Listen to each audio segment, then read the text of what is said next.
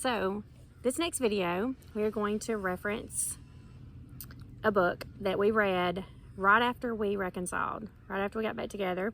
It was the first book that we ever read, and it is called Getting Back Together, and the author is Betty Young's. Marsa. Who is that? M-A-S-A. Mesa. Mesa Goetz. But this is the book, Getting Back Together. And this was a really good book. We actually mentioned that we needed to read it again because it's been so long since we've read it. It's been a good while. So we need to read this again. And so we're going to be referencing this book, I'm sure, again in the future. But one of the things on the back that caught our attention that we want to talk about today is what it says at the very top right here. You can see that. You can save your relationship. So that's one of the things we want to talk about today. So why don't you tell a little story that you were going to tell, and then we'll talk about it. Then we'll go forward. Well, the story I wanted to tell is not really a big story. It's important in one couple's life because Well, it is a big story. yeah, it's not earth-shattering for many people. It's only earth-shattering for those two people. One of our friends, a couple, a husband and wife, one day the wife called Kelly and basically asked, could we come to their house? And that they were having some issues. She didn't know exactly what was going on. She didn't know how to address the issues that may exist or not. She wasn't really sure, but she wanted some help. So she called and said, can y'all please come? So we did. And in the process of this, I don't know that the husband knew that we were there, did he? No. And He didn't know we were. He didn't know we had been coming, called. yeah. So we were at their house, at his house, when he got home from work. But we were close enough friends that it didn't anger him, it didn't disturb him in that kind of way, but it was something that caught him off guard, I'm sure, because of the reason we were there. And we told him, of course, that his wife had called us and had asked us to come and talk with them. So we did, and we ended up spending hours together that evening and talking things out. And later, we didn't know the outcome. We really didn't know all the details to what was going on. But later we found out that the husband actually told me that in the process of us being there and continuing, to be there for them and to help them through the struggles that they were going through, that it saved their marriage. So I guess where this could go is you can save your marriage. You can save your relationship. And there's going to be a lot of work in between now and the saving of your relationship if your relationship is in struggle. But the process by which you save your relationship is not going to be to just keep doing whatever status quo is. If you're having difficulties and you can't communicate effectively, you're going to have to find a way to communicate effectively. If you're having difficulties and one of you is innocent, so to speak, in what's going on and the other one is not, somebody's kind of got to own up to what's going on. So I guess the process of healing or saving your relationship will be different for everyone, but it's basically the same fundamental things that work in just about every effort to try to save a relationship. It's going to take a different twist, or it's going to take more in-depth processes, but it's basically the same thing. You're going to have to want to save your relationship and then work to save your relationship. Right. And one of the things that we have talked about is that we definitely could have saved our relationship. There was definitely several different times.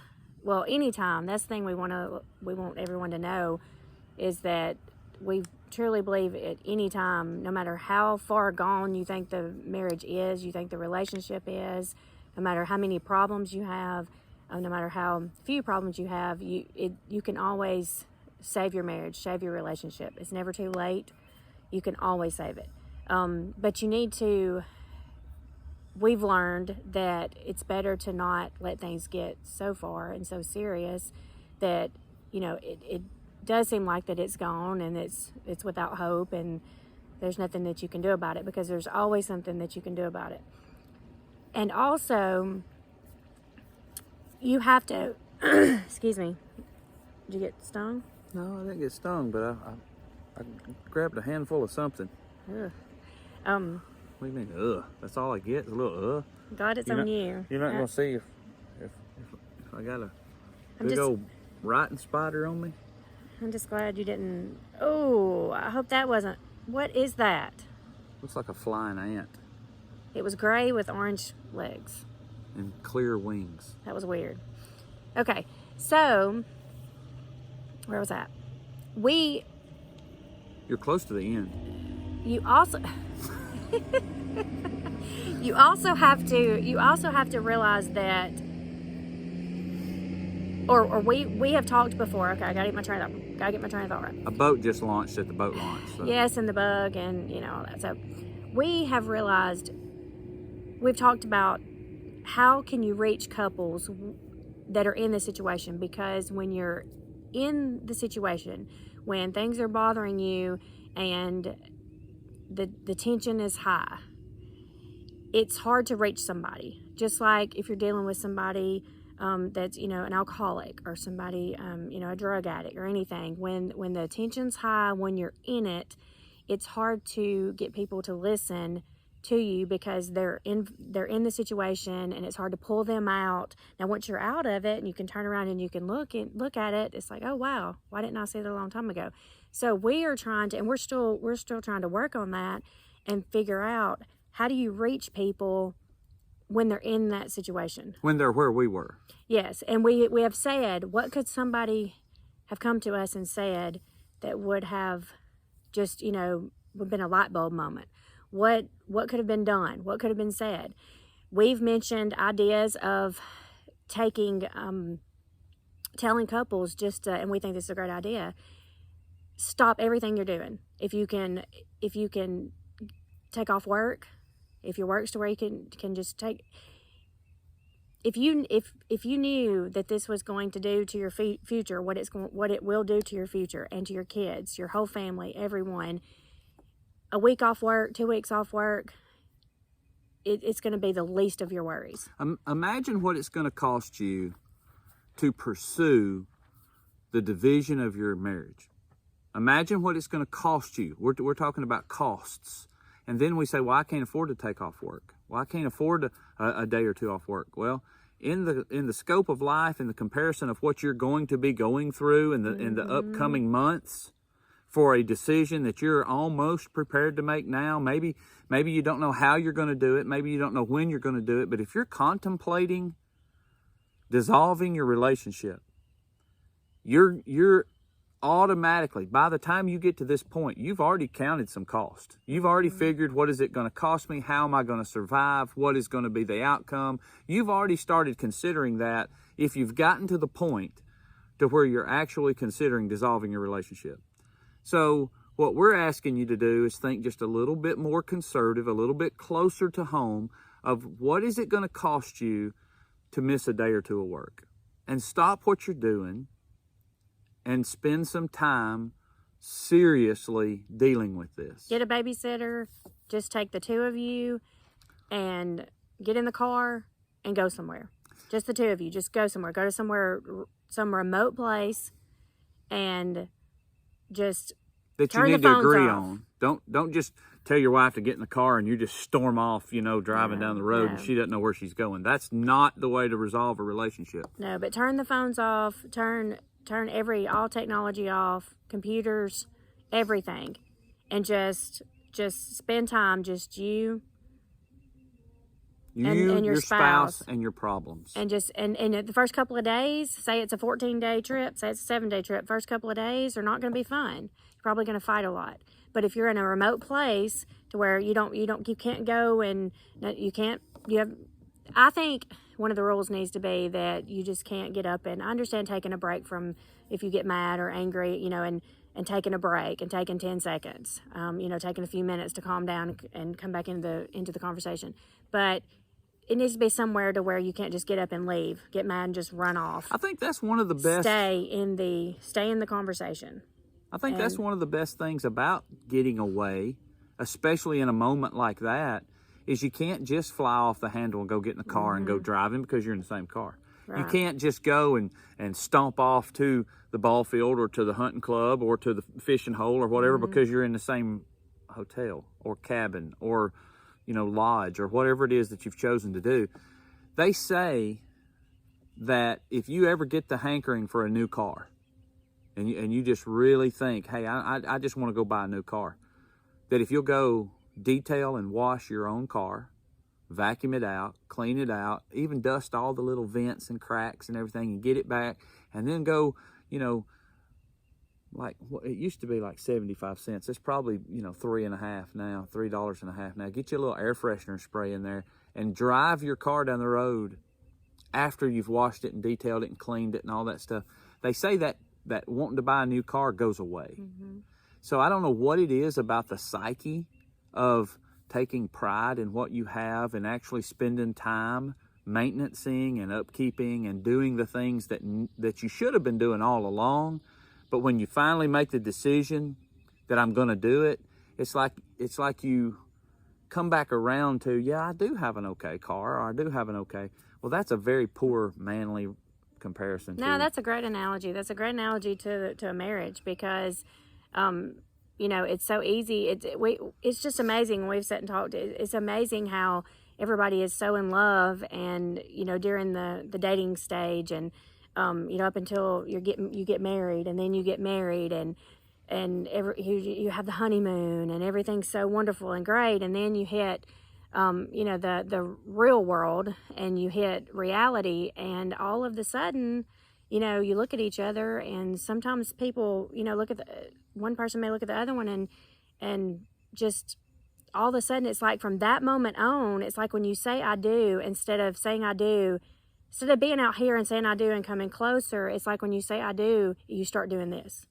And you just start getting further and further away. And that's amazing because you love that person so much that you want to spend the rest of your life with them. But I don't think people really understand, we didn't understand the work involved in a marriage and a relationship and a family. And it's every single day. It's putting yourself aside and working on your relationship.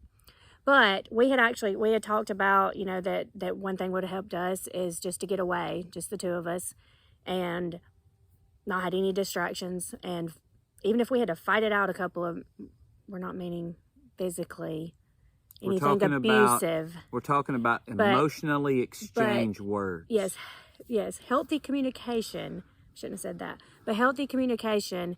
And they know what you mean. Yeah, and just talk it out. Just talk it out, and not being able to run off and talk it out, and hopefully after a few days that would start maybe getting you somewhere.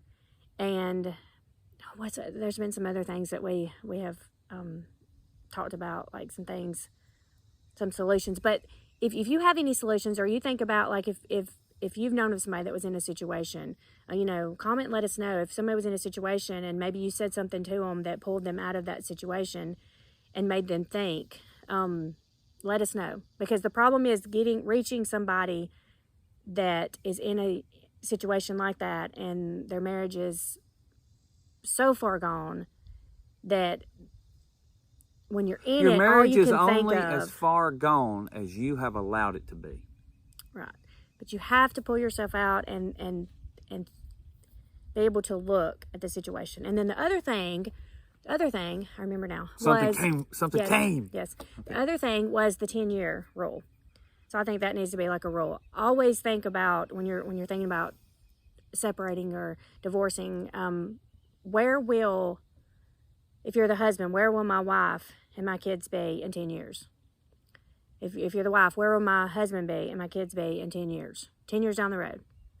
Because that's very powerful. Well, and in our world today, the comment on the back of that book actually said, the divorce courts are littered with broken marriages and broken lives.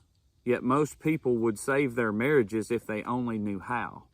And I think that's such a true statement, because it's true of us now. At the time, we were so belabored with whatever was going on in our own worlds and in our own selfish minds and in our own destructive minds. At the time, I've actually told people that what happened to us was that we both lost our minds at the exact same time.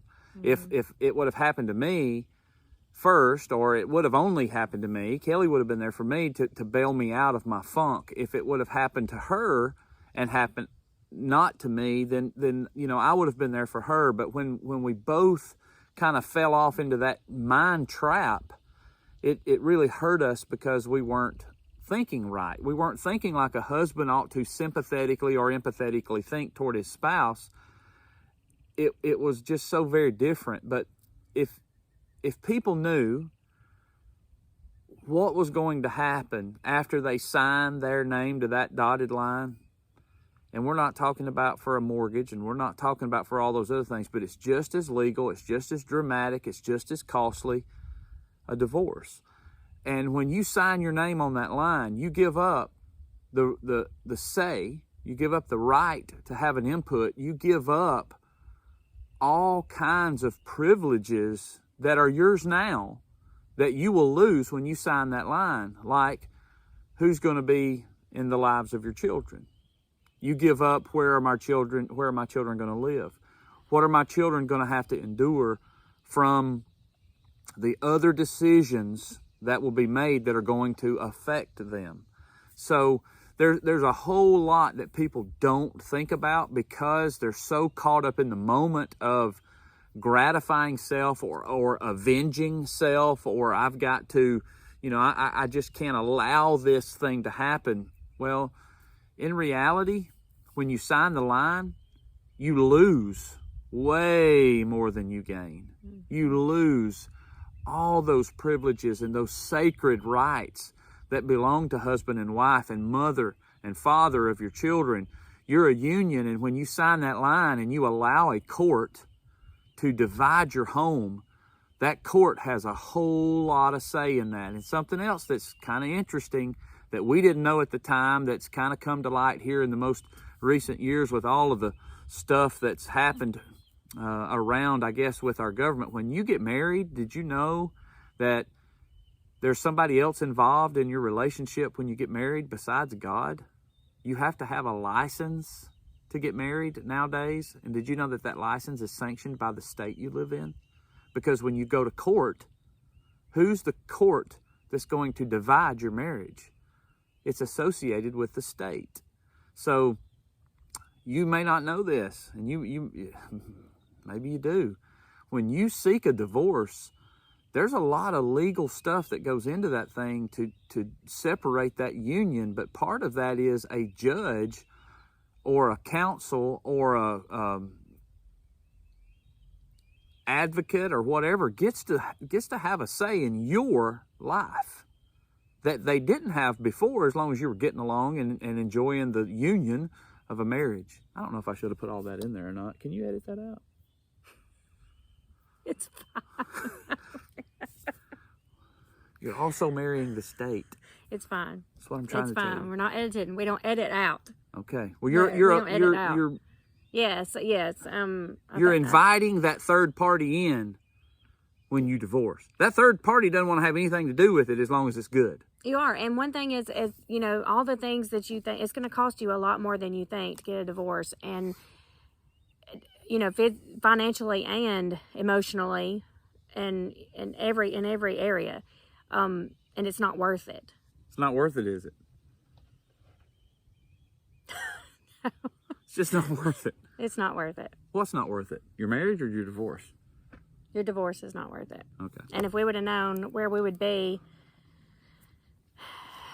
years down the road, we would have worked a lot harder to fix our marriage than to work so hard to tear it apart. I feel like we work just as hard trying to tear it apart when you get to the point to where you think that it's so bad and that there's no coming back from it, and then it's like you work just as hard to tear it apart as you do to fix it. In reality, think of all the things that happen in our lives that set us back. You go and you spend 4 to 6, 8, 10 years working on your education to set yourself up for a career that hopefully is going to provide a monetary means of support for your family, for yourself, for years and years to come. But then what happens when the industry changes or the job changes or whatever it is just pulls up and moves out, and there you are still stuck, back home or whatever. There's so many ways that people are set back, and divorce is a huge setback. It may not be a setback in the fact that if you're being abused physically and somebody's just waylaying you every day, that's not a setback, that's an escape. And we understand that you need to get out of an abusive situation. We understand that it may be that you're in a position to where, you're dying inside. I understand that. We get that. But it's a huge setback for your home. It's a huge setback for your children. It's a huge setback for you financially, because most of the time when we get so fed up with our life, however it is and whatever the situation may be, and it may not be divorce, it may be other things that you get fed up with, but when you get so fed up, you're willing to just take and cut bait and leave, and just done. Just leave the bobber in the water. We're done with this, and we move on. Well, in reality, that's a huge setback. I mean, that's a huge setback. Another thing is you think, I'll never have to deal with this person again.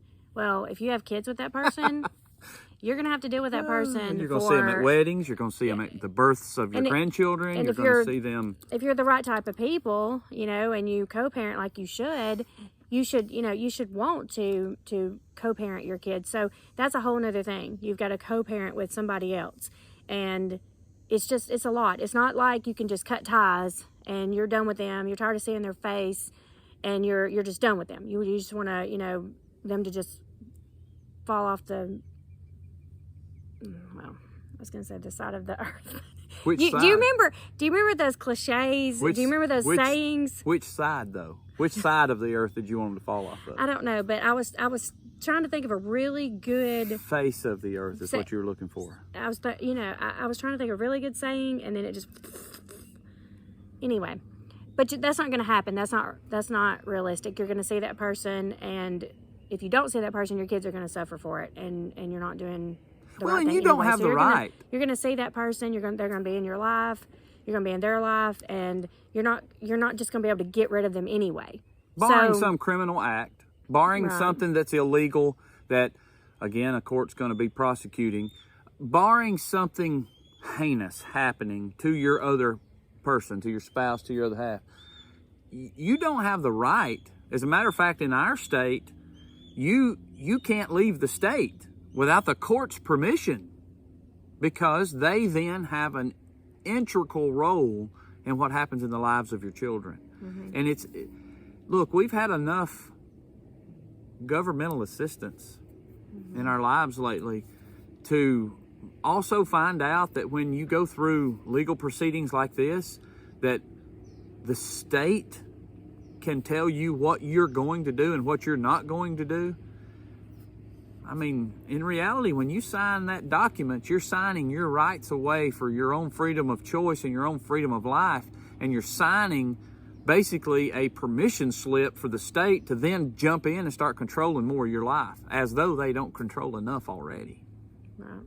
But we've got to do better all around, because first of all, we've got to admit that there's problems in our marriage, and it's such a taboo topic. Nobody wants to admit it. Everybody, wants to pretend everything's okay. We first got to admit it, just like with any other problem, any addiction that's going on, anything, the first thing they'll tell you is you've got to admit that there's a problem. So you first have to admit that there's a problem and start working on self and reaching out to people and talking, and then accepting their wisdom that they have and their experience and the things that they say, and not being closed-minded about it. But there's just so many people that won't even admit that anything's going on, that they're having any problems, and that's just going to get worse and worse as time goes on. That's my 2 cents anyway. Me too, peso. Until next time. Bye.